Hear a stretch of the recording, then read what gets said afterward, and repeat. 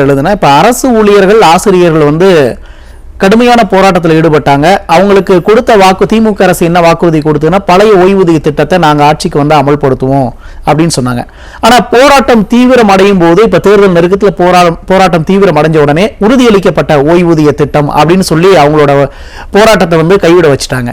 அந்த மாதிரி பகுதி நேர ஆசிரியர்களுக்கு ஏன் திமுக அரசு எதுவும் செய்யாம இருக்கு? இல்ல இந்த ஊதிய உயர்வு இப்ப 2500 ரூபாய் அறிவிச்சிருக்காங்களா, அது வந்து உங்களோட போராட்டத்தை கைவிட வைக்கணும் அப்படிங்கிறதுக்கான ஒரு அறிவிப்பா?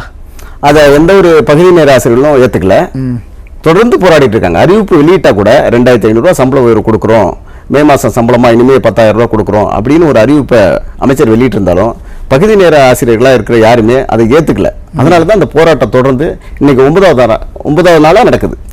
அந்த போராட்டத்தை முடிவு கொண்டு வராம எங்களை அலங்கரிக்கிறாங்க. இது வந்து முதல் கட்டமா என்ன செய்யணும்? இந்த வாக்குறுதியை கொடுத்தது முதலமைச்சர், அவரை தான் விசாரணை பண்ணணும். பகுதி நேர ஆசிரியர் போயிட்டு நீங்க அதை முதலமைச்சர் நிறைவேற்றுங்க அப்படின்னு கேட்கும்போது எங்க போயிட்டு கைது பண்ணி மண்டபத்தில் அடிக்கிறது, அது என்ன செய்யறது? கொடுத்தவரை, அதாவது வாக்குறுதி கொடுத்தவரை விட்டுட்டு வாக்குறுதியை நிறைவேற்றுங்கன்னு கேட்கிற பகுதி நேர ஆசிரியர்களை கைது செய்யலாமா? இது முதலமைச்சருக்கு அழகா இருக்கா? அவர் நினைச்சு பார்க்க வேணாமா? ஒரு மனசாட்சி இல்லையா? எத்தனை முறை பேசுனீங்க?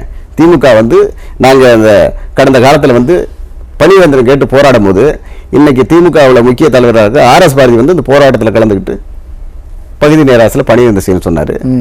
அப்புறம் மத்திய அமைச்சராக இருந்த ராஜா எம்பி அவரும் வந்து எங்களை பணிவேந்தர் பண்ணணும்னு சொல்லிருக்காங்க. பல திமுக எம்எல்ஏக்கள் வந்து தீர்மானமே கொண்டு வந்திருக்காங்க. உதாரணமா இப்ப முன்னாள் அமைச்சராக இருந்த பொன்முடி பகுதி நேர ஆசிரியர் பணிவேந்தர் செய்யணும் சட்டசபையிலே கவன ஈர்ப்பு தீர்மானம் கொண்டு வந்தாரு.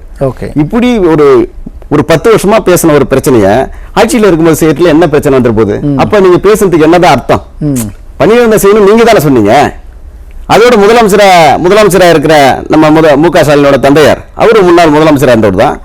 அவருமே 2016 தேர்தல் வாக்குறுதியில் பகுதி நேர ஆசிரியர்கள் வந்து கண்டிப்பா திமுக ஆட்சியில் பணிவேந்தர் செய்யணும்னு சொன்னாங்க. இப்படி அப்ப அந்த வாக்குறுதி கொடுக்கும் போதெல்லாம் அந்த சட்ட சிக்கல் உங்களுக்கு அப்படி ஏதாவது தெரிஞ்சுதா, இல்ல இருக்குன்னு சொன்னீங்களா?